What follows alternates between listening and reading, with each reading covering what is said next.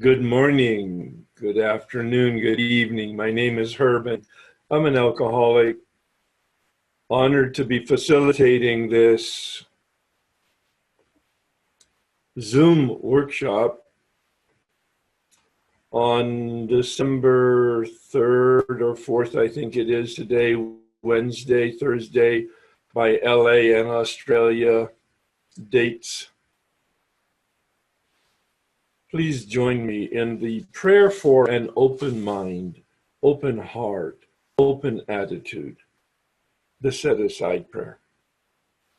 God, please set aside everything that I think I know about myself, my brokenness, my spiritual path in you, for an open mind and a new experience of myself, my brokenness, my spiritual path, and especially you.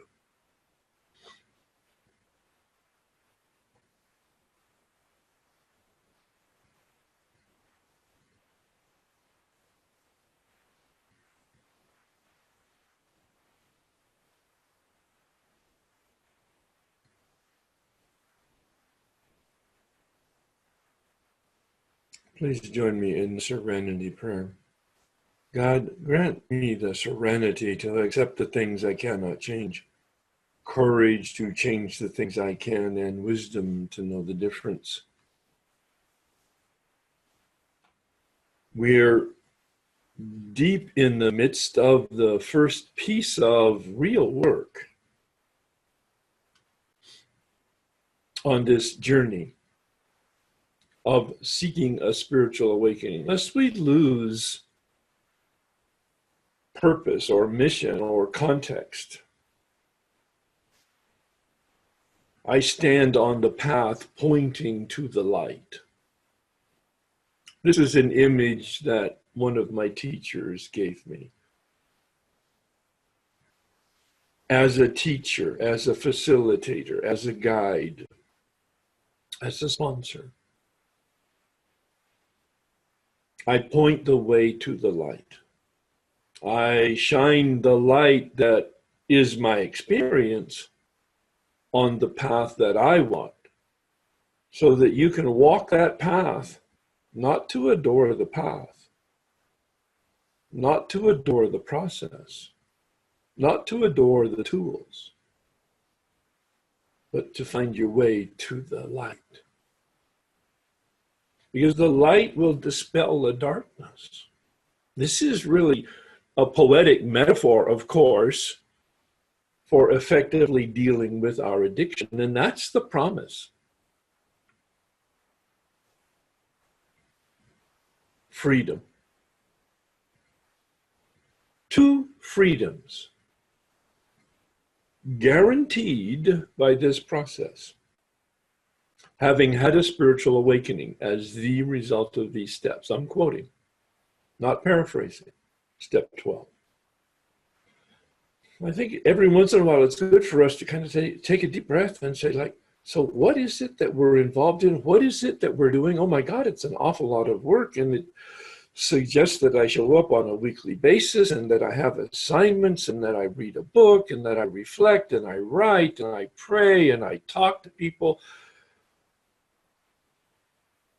And sometimes we get lost in the media rather than the message.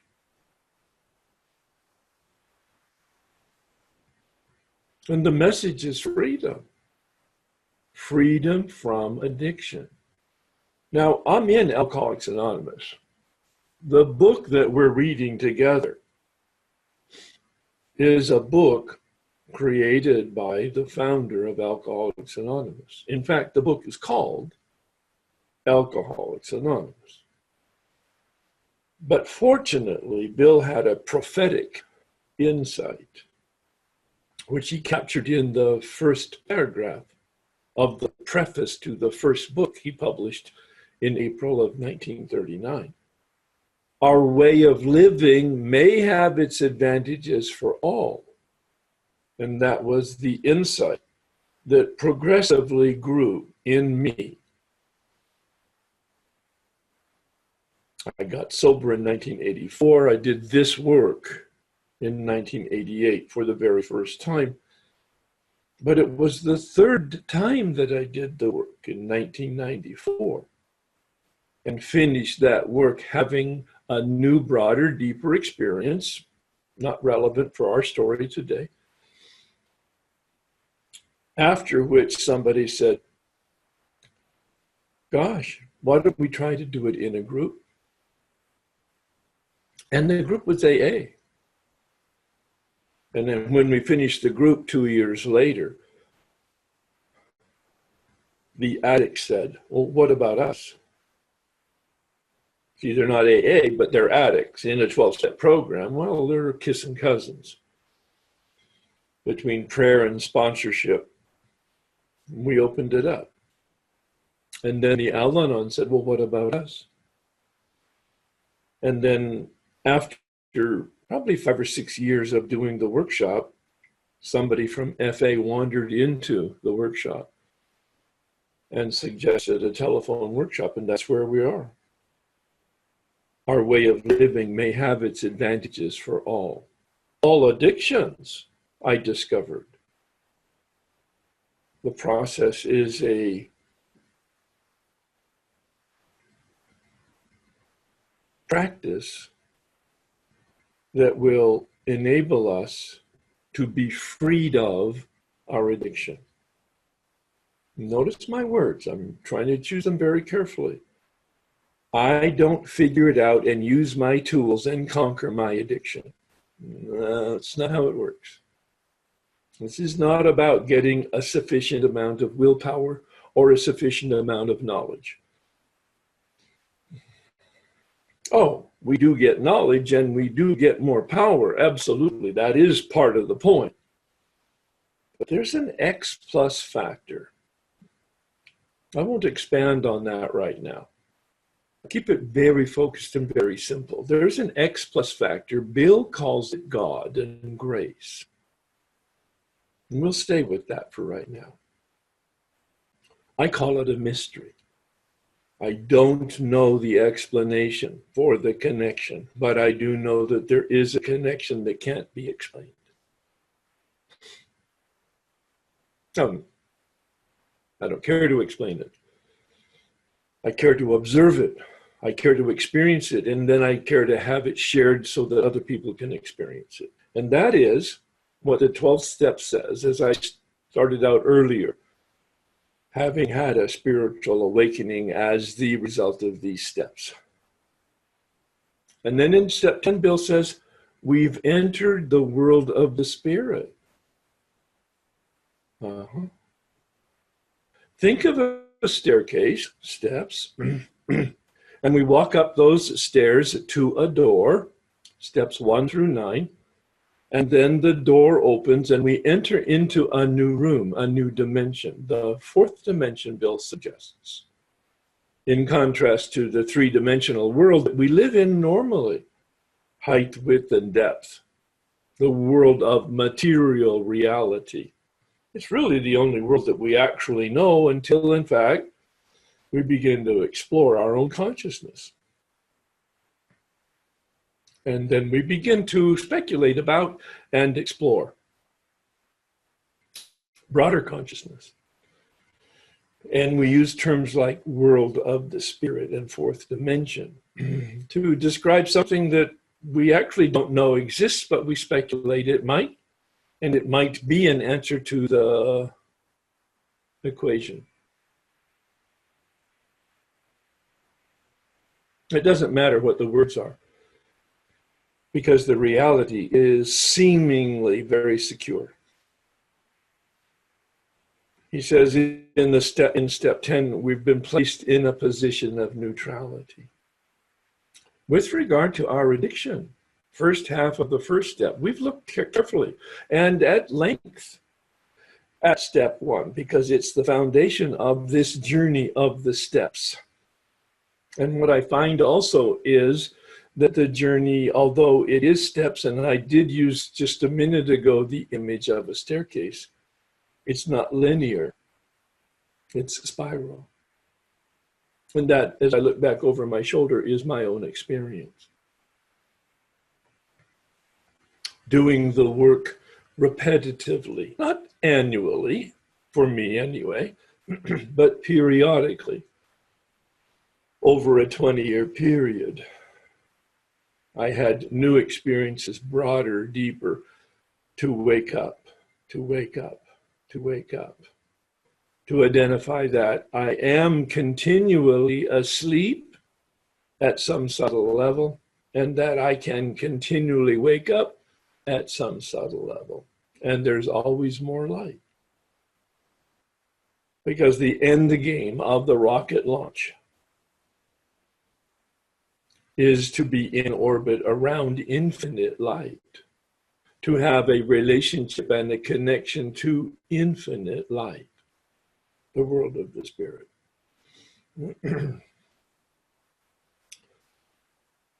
So we decide in step 2 that there is this possibility and we have hope. And then in step 3, we decide that we can have a relationship with this reality that we have hope about. And then it suggests we do some work to remove the obstacles to the light. What is the darkness in us? What are the clouds in us that are impediments to knowing correctly what reality is and to doing effectively in alignment with reality? We're in step 4, looking at our humanity. It's not mysterious. It's psychology and biology. We're looking at our basic biological, physiological instincts for survival. Fight, flight, and freeze. Fight. Anger, held is resentment. Flight, fear is running. Anxiety, procrastination, 100 subtle forms meant as a protection to us for our survival, and yet they boomerang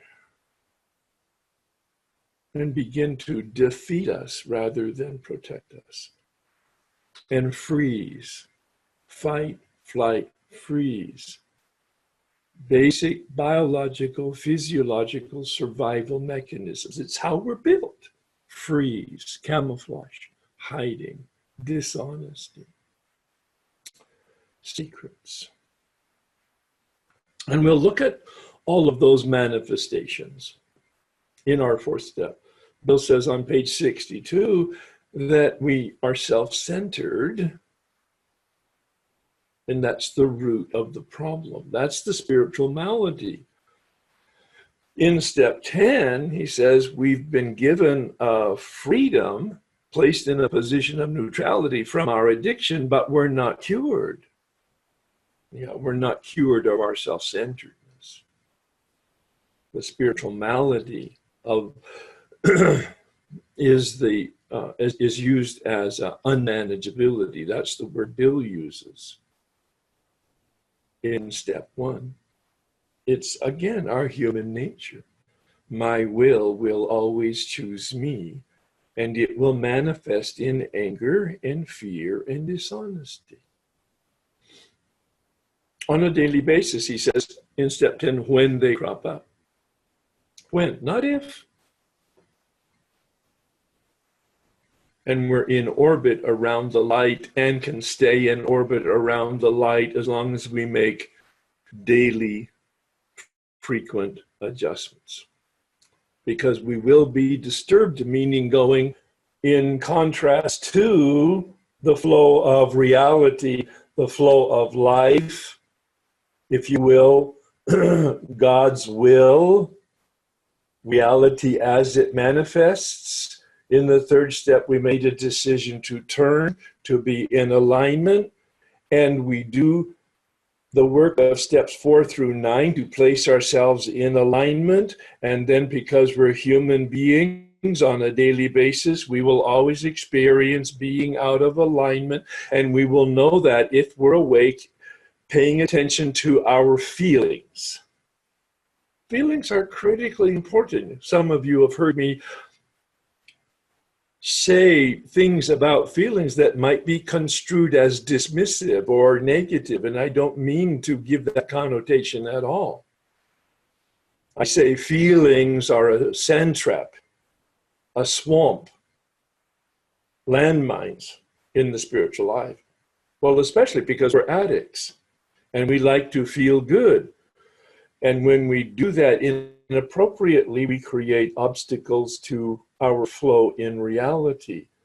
Our addiction is basically actions that are contrary to our very survival, but we don't know that we don't know until we suffer enough to make an effort to deal with the addiction effectively by doing the first 9 steps, and then deal with our life and its manageability and our free will and our power to be in alignment with life and the flow of reality, the serenity prayer, the wisdom.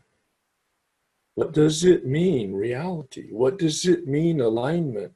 What does it mean, self-will run riot? What does it mean, thy will be done? This is the journey that we're on.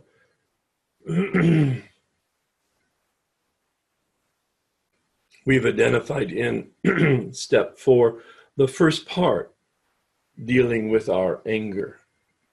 It's a normal, natural, healthy, please, reaction to threat.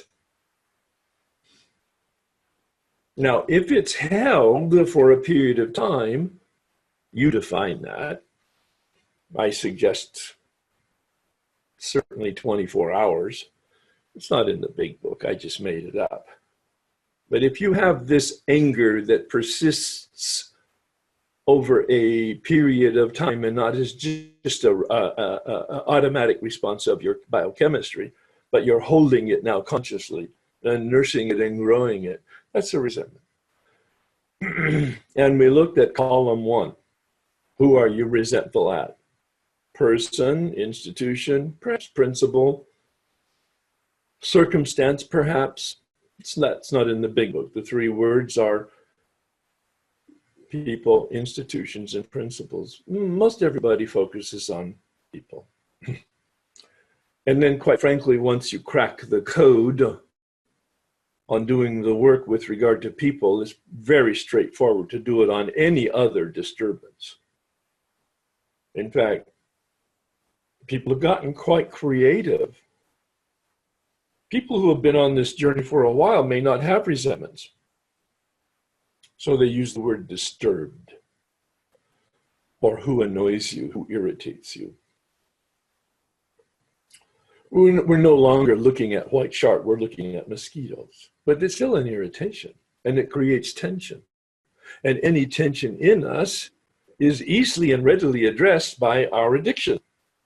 And that's the whole point of I am not cured. I will have a daily tendency of self-will and its various manifestations. And so I need to pay attention to my feelings. There are signals. Are they feelings of joy or are they feelings of irritation?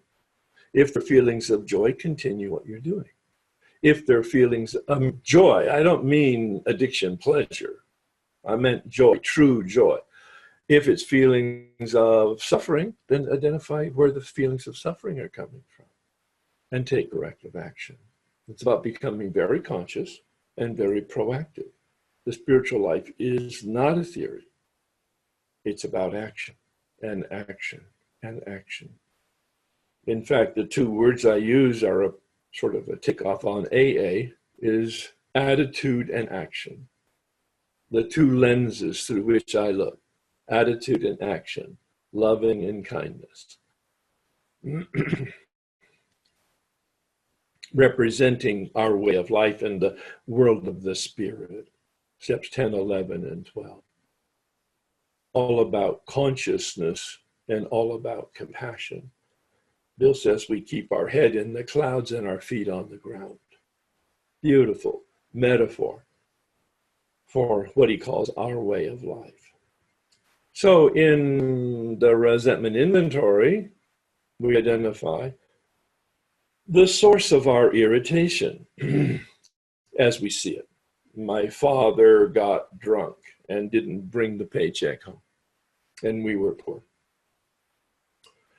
And then we look at column 2. How did that affect me? Well, we were poor, and it created a lot of disturbance in the house between he and my mother, obviously, but in the children, and then the way we lived our lives was basically in a very negative, deprived way. All right. And then we look at column 3. So how did it actually affect me? What beliefs were created as the result of my early childhood formation, my education, my social and psychological experiences? And we have 7 questions that we ask ourselves. Coming from page 65, where Bill gives us the words but doesn't give us a definition, doesn't give us a way to apply them. He just sets it up as column 3. Fortunately, I've had teachers who have given me definitions and specific directions and then helped me to unpack and apply and experience what does that mean. Column 3, looking at our beliefs. Each of us has a belief. The shortcut way of identifying that is to hear yourself think or feel or say, should. I should. You should. They should. The world should. What that helps us do is get conscious so that we can, in fact, look at what is the belief that represents and ask ourselves, is it healthy? Is it real? Is it universal? Is it true? Or is it just some story, some myth, some self-survival protection mechanism that I made up that doesn't serve me well anymore, even if it ever did? This is really where you need a step guide, a sponsor, or a buddy that has had the experience of cracking the code, of doing the worksheet or some other mechanism that has revealed to them then the truth of the lie about self-esteem, the truth of the lie about how we believe I should be treated, or you should rate, or the world should be. Very deep in us. This is an area where I do believe, in my experience, it's not in the big book, but it's the way I can explain my experiences. I penetrate an area, shine light into the darkness that I've never seen before. It's never been revealed in organized religion, formal meditational therapy. Never once did I get as deep into the corners of my darkness as I did with column 3, properly explained and unpacked. In the final analysis, Bill says we're powerless. Oh, name it. We can analyze it. It may diminish it. It may even eliminate it when we see the truth of the lie. And then again, it might not, because it's so deep and it's so nasty. So he gives us a prayer practice. He spends a page and a half on it. Page 66 to 67. I believe I've gone over that, and I'm happy to do that again. And the assignment was to take a look at your list, column 3, and identify the really deep resentment. Some are mosquitoes and some are white sharks. And you may have one and you may have 10. It doesn't make any difference. Identify the deep ones that you still have. The tentacles of them go down into the marrow of your bones and your gut, a rage place, a volcanic, molten level of red anger. It is true you've been betrayed. It is true you've been traumatized. It is true sometimes awful things have happened, even criminal. It is true. And we can't change our history. All we can do is name it and analyze it, and then evaluate our reaction to it, because that's the problem. That's the current problem. The historic problem is the event or circumstance or person. But the current problem, your current problem, our current problem, is our reaction to it. And it's the only thing we can control. Can't change our history, can't change circumstances, can't change people. The only thing I have any potential influence over is my attitude and my reaction and my thoughts and my feelings and my behavior. That's a spiritual awakening. And so we pray. Bill suggests a prayer. I have suggested in the Way of Life document a prayer.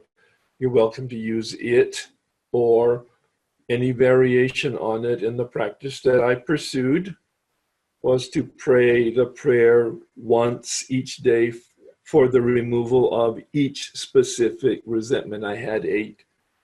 At that time, I prayed 8 individual prayers every day.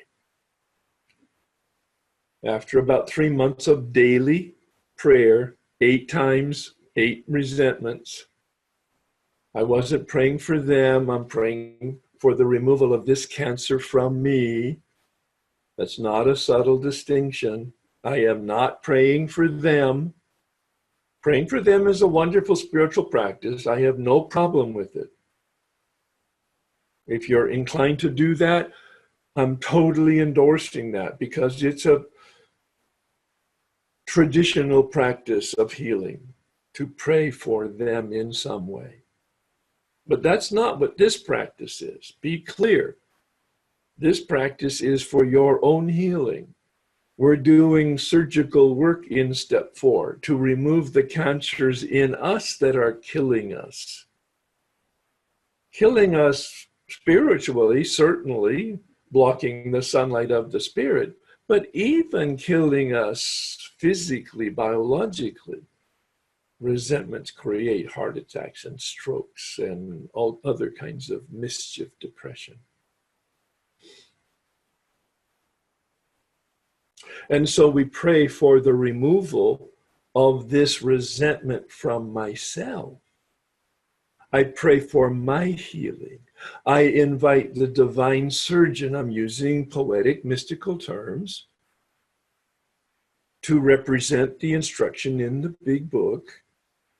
I pray for divine intervention, a surgical procedure by the divine surgeon to remove the cancer in me that is killing me, that is blocking me from the sunlight of the spirit. And after about 3 months, one of them was gone. There was no negative energy around it. Now, I was continuing to do the balance of the work. At that point, I was probably in steps 8 and 9. Finished my 5th step, continuing to do the prayer because I continued to have the resentments. Oh, I had analyzed them, I had understood them, and I had owned them 100%. Part of a process of a spiritual awakening we'll get to in a minute. And I continued with the balance of the step work as I'm doing this practice of daily prayer, one prayer for each of the removal of each of those specific resentments. And then the 7th one was removed, and then the 6th one was removed. And like snow in the springtime, they all melted away. And here's the astounding experience. 3 years later, when I did this work again, Not one of them was on my list. Not one of the people or circumstances did I have any negative energy about. See, that's freedom. That's what we're looking for. And I believe I've given the assignment, and you've begun to take a look at the fourth column. Now, in the big book, there's no fourth column. In fact, the use of the terms columns is just a comfortable way of referring to page 65, where you see the matrix, and there are literally 3 columns, even though they're not called columns. There's 3 columns there as the outline of and summary of the instructions in the big book concerning resentments and how to approach them.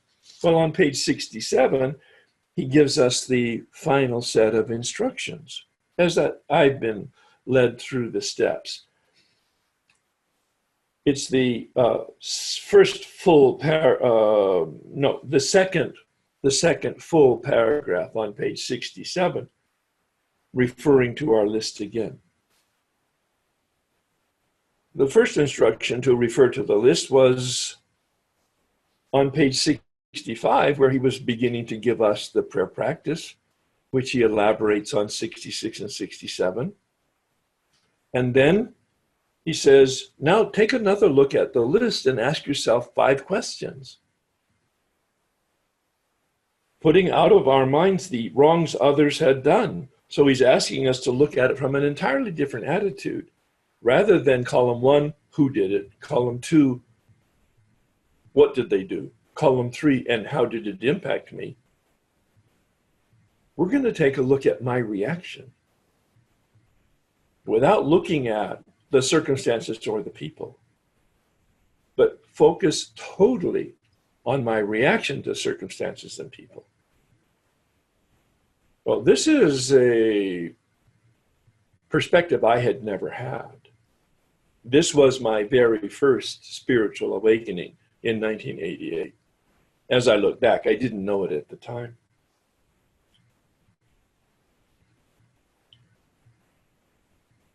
We resolutely looked for our own mistakes, and then he has 5 questions. Where were we selfish, dishonest, self-seeking, frightened? Those are 4 questions.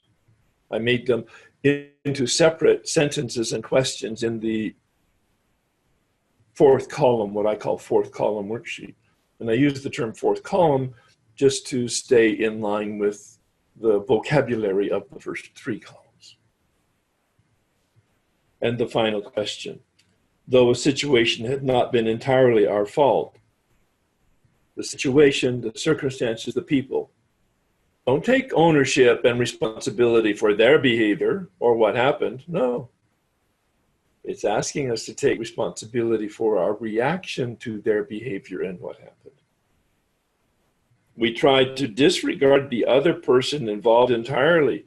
Don't pay any attention to the other person or the circumstances. They're horrific sometimes. As I said, criminal sometimes. Interesting at this point, but irrelevant. And I mean that coldly, black and white. Interesting, but irrelevant. What is relevant is my current reaction to my history. Where am I to blame? I don't like the word blame. Might have been a good word in 1939. But today, with our psychological sophistication, I like the word responsible. Where am I responsible for my reaction is the completion of that sentence.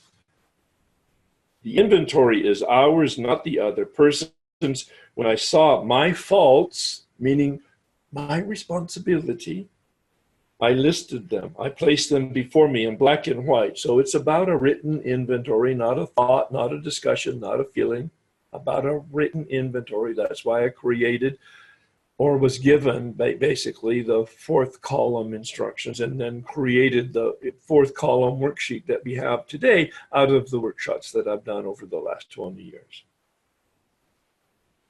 We admitted our wrongs honestly. In other words, our responsibility. our fault, our responsibility, the actions that we took, owning them as my actions and my reactions, and willing to set these matters straight, an indication of the development of the list of harms done at some point. Not to be discussed at this point, it just gets confusing. Sometimes we create harm with our resentment and sometimes we don't. Not all resentments lead to harm. Not all resentments need to be done in step 9. Only if there's harm.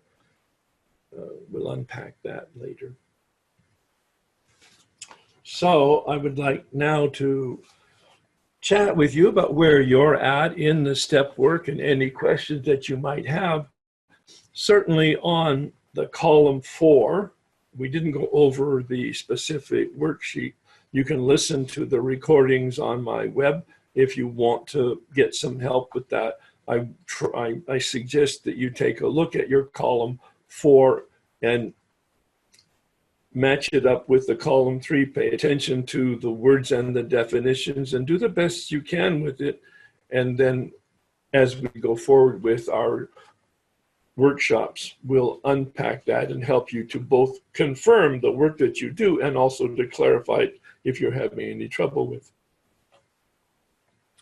Don't get bogged down in just doing it on one resentment. Match it up with the column 3, of course, and then do one and then go on to a different resentment. If you're unpacking column 3 with regard to your mother, do column 4 on your mother, do one. And then move on, maybe your father, or maybe your sister or brother, or maybe your significant other, or maybe some lighter touch, maybe a coworker or a boss, so that you don't get bogged down in a story and a feeling that you haven't decoded how to make progress with the column 3, column 4 yet. My vocabulary will become clear as we unpack it together. All right, let's bring it to conclusion. Please join me in the serenity prayer, a wisdom prayer dealing with reality. God, grant me the serenity to accept the things I cannot change, courage to change the things I can, and wisdom to know the difference.